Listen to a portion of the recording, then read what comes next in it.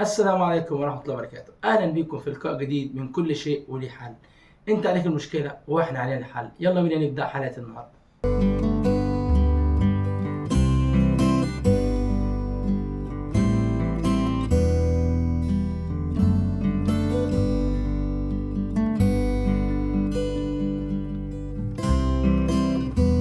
مشاركة من عضوة معانا بتقول: السلام عليكم، أنا عاوز أفضفض لكم. هو أنا بس كده ولا كل متزوجين؟ طبعا أنا من زمان بحب الأغاني الرومانسية والحب. طبعا من أول ما اتزوجت اتصدمت، لقيت كلام الحب في الأفلام بس، والجواز عبارة عن طبخ مسح كنس غسيل. وجوزي لما بيكلمني بس عشان ياكل أو أغسل له حاجة من الهدوم، مفيش أي حوار بينا غير جيب طلبات البيت. وطبعا ما بيساعدنيش حتى لما ولدت من تاني يوم قمت أطبخ. عمر ما شال البنت عندها دلوقتي 4 شهور، بالعكس بيخرجنا بره عشان ينام، وانا اساسا بنام في اوضه تانية بس عشان التكييف. عمره ما جه على نفسه زي انا بكون تعبان واقوم اعمل شغل البيت. عمره ما قال لي سلامتك لو تعبانه ولا خرجنا.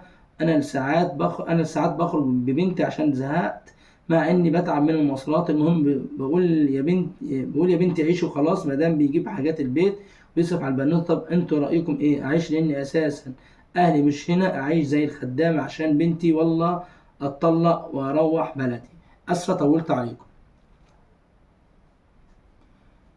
بص، يعني عامه الموضوع دوت بيواجه ناس كتير قوي. الفتور دوت يعتبر حاجه زي الفتور كده. فالفتور ده سبحان الله، يعني في رجاله بعد الجواز بيجي لها الفتور، وفي ستات برضه بعد الجواز بيجي لها الفتور.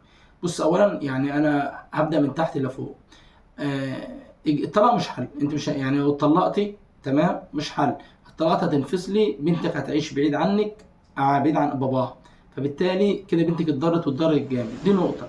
تاني نقطه: طب انا ايه اللي ضمني ان انا لو اتطلقت عشان اعيد الكره وان انا اتجوز تاني، اتجوز راجل في اللي انا طالباه، اللي هو انه يكون رومانسي ويكون الطلبات اللي طالباها دي اللي هي الطبيعيه، يعني يكون حنين عليا وبيكون بياخد ويدي معايا وبيفتح معايا حوارات بيكلمني وكده، مش معتبر ان انا خدامه في البيت زي ما انت، زي وصفك انت يعني بالظبط. طب انت اللي ضمنك ان انت لما قدر الله حصل انفصال ودخلت في علاقه جديده واتجوزتي، الراجل اللي هتتجوزيه تاني فيه يبقى فيه نفس الموضوع دوت؟ ما انت ما تعرفيش. هتقولي لا، بدايه الجواز ما كله بيتجمل، يعني كله في الخطوبه بيتجمل. هل انت من ما كان الجزء ده اللي في الاول لما كان خطيبك، هل كان باين منه الكلام ده؟ اكيد لا. فالطلاق مش حل، فقصه الطلاق دي تشال على جنب. برضه انا عايز اوصلها لك، برضه في نقطه تانية مهمه جدا دي اقولها لك عن الرجاله. الراجل الحب بالنسبه له مش زي الست خالص. سبحان الله، ربنا جعل الست هي السكن، هي الروح، هي الجانب العاطفي في العلاقه. تمام، هي الحنيه في العلاقه. فالست بطبيعتها هي الرومانسيه في العلاقه، مش الراجل. في رجاله رومانسيه وكل حاجه، بس انا بقول لك الاساسي ان الراجل حتى في فكره، الراجل معروف ان الراجل عملي، الراجل عقله بيسبق عاطفته، خلافا الست على العاطفه بتاعتها تبقى سابقاها. تمام، ده بيوقع في مشاكل كتير. فانت حقك ان انت طبعا بيكون جوزك تحلمي بكده، ان مثلا جوزك يكون عاطفي، جوزك بيفسحك، جوزك يكون رومانسي. ده حقك، مش بقول لك ان دوت مش حقك او لا. واكيد اي ست او اي بنت بتتمنى كده، وكذلك اي راجل برضو بيتمنى كده. بس فهم الراجل للرومانسيه، يعني مش كل الرجاله اصلا. انا دلوقتي مش هشخصن الموضوع، لا. في المجمل الراجل في عاطفته تختلف كتير جدا عن الست. الراجل ما تلاقيش مثلا ما عندوش رومانسيه زياده. في رجاله بس انا بتكلم في الاغلبيه بتاعتنا احنا. هتلاقي هو الراجل احتياجاته بسيطه. يعني مثلا الراجل ممكن ما يخرجش، يبقى قاعد في البيت. تمام، ممكن يكون كلامه قليل، ممكن يقول لك كل فين وفين بحبك. طبعا الموضوع دوت في ستات بتقدر تتقبله وبتقدر تتعايش معاه، بس الاغلبيه لا. بس انا دلوقتي هو جوزي طبعه كده، فانا مفيش حل قصادي غير ان انا استحمل الوضع دوت واحاول ان انا اخرجه من الموضوع دوت. انت ما تدوريش، ما تحطيش ان المشكله فيه هو بس. مش بقولك انت مقصره في حقه، لا، انا ما شفتش حاجه. انا بتكلم من نص الحقيقه اللي انت قايله لي. فانا بتكلم من منطلق ان انت مش مقصره، لا، بس انت عليكي دور شد انتباهه. يعني فهمتيني؟ يعني ممكن يكون راجل بيتفرج على مثلا، يعني راجل بيحب الكوره، انا متجوزه راجل وبيحب الكوره، مثلا بيقعد في البيت، بيطلع في القهوه، مثلا بيشجع النادي الاهلي مثلا. طب ده اهتمامه. طب ما انا ممكن اخش له من النقطه دي، بمعنى ان انا مثلا ايه يعني مثلا يعني اتثقف شويه في الموضوع دوت، افهم شويه في الكوره، اعرف لعيبه النادي الاهلي، بحيث ان ابدا معاه حوار. تمام. جزء مثلا بيحب مثلا اي مجال كان، يعني بتحس ان هو بيتكلم في ياما، هو مجال اهتمامه ايه. يعني انا لو عرفت مثلا ان هي الرتوش العريضه، الخطوط العريضه بس، بحيث ان يبقى في بينه وبينه لغه حوار اتكلم معاه، دي واحده واحده هتكسر الجليد اللي ما بيننا. دي نقطه. تاني نقطه، موضوع اللي هو انه بينام في اوضه وتنام في اوضه، ده طبيعي على فكره. يعني اغلبيه الناس المتجوزين كده، بالذات لما يكون عيال، ان احنا كرجاله يعني، تمام، الموضوع ده تبقى بالنسبه لنا يعني ازعاج وكده، وببقى عايز انام والقصه دي. اما بالنسبه لموضوع ان هو ما بيخرجش بره عشان ينام، ده طبيعي، انا حكيت فيه. تمام. اما بالنسبه اللي انت بتقول حضرتك تكون تعبانه وتعمل شغل البيت، معلش يعني انت بتعملي واجبك، فمش منتظره شكرا، او انت حقك، يعني انت حقك ان انت مثلا يقول لك شكرا، ده انا ما بقولش انه مش حقك، بس برضه مش عايزك تحطي ان انت قلت كلمه في الاخر، يعني انا شايفها انها مش محلها خالص، ان انت زي الخدامه يا ستي. لا، يعني كلنا بنخدم في مكاننا. وصل حضرتك؟ يعني مثلا انت مش خدامه، انت بتخدمي بيتك، بتخدمي بنتك، بتخدمي جوزك، انت مش، ما تحطش ان انت خدامه. وصل حضرتك؟ يعني انا مثلا لما بخدم والدي، انا كده اصلا خدام؟ لا، ده والدي، ده فرض عليا، ده واجب عليا. كذلك انت بتخدمي جوزك، بتخدمي بنتك، بتخدمي نفسك، انت كده مش خدامه. فيعني المصطلح ده يعني في الحوار مش في محله.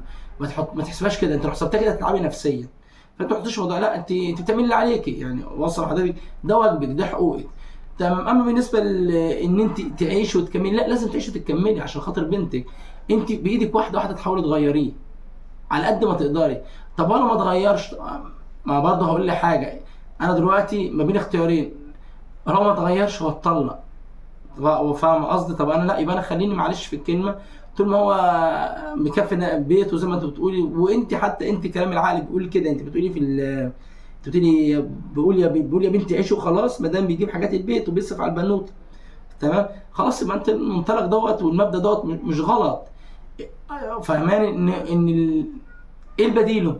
بديله ان اتطلق؟ لا. طب انا جيت على نفسي، جيت على بنتي، فده مش حل. فزي ما قلت لك، انت حاول تخش لجوزك في طريق اهتمامات، الحاجه اللي بيهتم بيها حاول تهتم بيها، حاول على قد ما تقدر تجمع خيوط مشتركه بينك وبينه. معلش خليك انت البدء، ايه المشكله؟ معلش مثلا يجي من الشغل كده، فهمتيني، يكون مروق البيت، كم شمعه كده يعني، هيئ الظروف، ايه المشكله؟ مش عيب يعني. معلش ابذلي مجهود شويه على قد ما تقدري، يعني تبذلي مجهود شويه، وشوفي هو استجابته يا عالم، يعني ممكن يستجيب معاك. اهم حاجه بس تعرفي انت بتخشي له ازاي. ما تلاقوش مثلا جاي من البيت زعلان ومتضايق وحصل معاه مشكله، تمام، وتروحي تطلبي منه يديكي رومانسيه، او لا، مش مستحيل. ان احنا بنواجه، اغلبيه الرجال بتواجه ظروف صعبه جدا بره البيت، اليومين دول صعبين. يعني ربنا الواحد يعلم احنا بنعاني، انا يعني بتكلم باسم الرجاله كتير، ربنا يعلم احنا بنعاني ازاي عشان نجيب الجنيه. الدنيا صعبه غير الاول خالص، كل مدى بتبقى اسوأ. وصل حضرتك؟ فانت على قد ما تقدري حاولي تستحملي، وحاولي ان انت تبص قدامك، ان انا، طب انا لو اتطلقت، طب انا دلوقتي لو اتطلقت هبقى احسن من وضعي، ولا لا اكون عايشه معاه وبنتي في وسط ابوها وسط مامتها احسن، ولا نتطلق احسن؟ صدقيني حاولي على قد ما تقدري، وان شاء الله خير، وربنا يكتب لك اللي فيه الخير.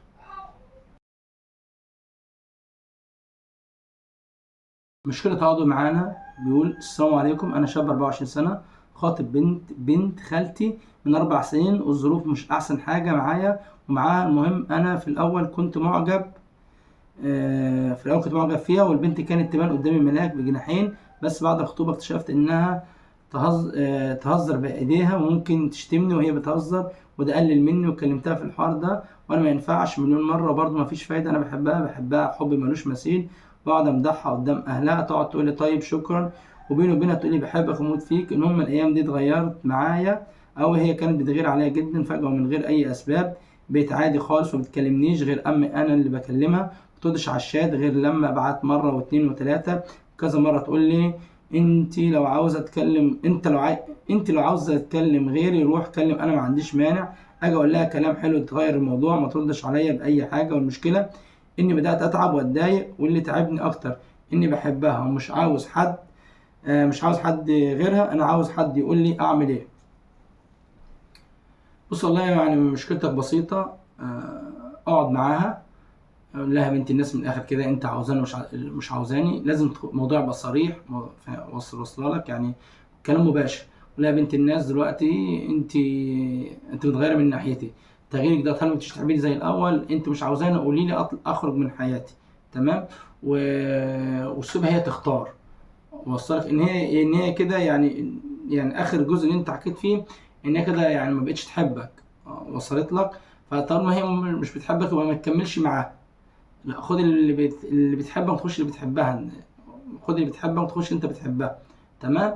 فهي ما دام وصلت المرحله دي، فانت لسه على البر يا ابن الناس، يعني مفيش اي مشكله ولا اي حاجه. انت بالنسبه انت بتحبها ده، يعني الله غالب. فانت اقعد معاه وصراحه، ولا يا بنت الناس احنا اخرتنا ايه مع بعض، وحاول تعرف منها هي عايزه ايه. وزي ما هي عاوزه بقى كمل. قالت لك لا انا بحبك وبتاع، فحاول تفهم معاها ان اللي بيحصل ده انت مضايقك، اللي بيحصل ده انت مش راضي بيه. وحاول تقعد معاه وتتفاهم معاه. لا قالت لك لا، يعني بصراحه يبقى الكلام بمنتهى الصراحه، قالت لك لا او كده، يبقى خلاص كل واحد يشوف حل سبيل. يعني هو اصلا هو ده الحل الوحيد واسلم حل.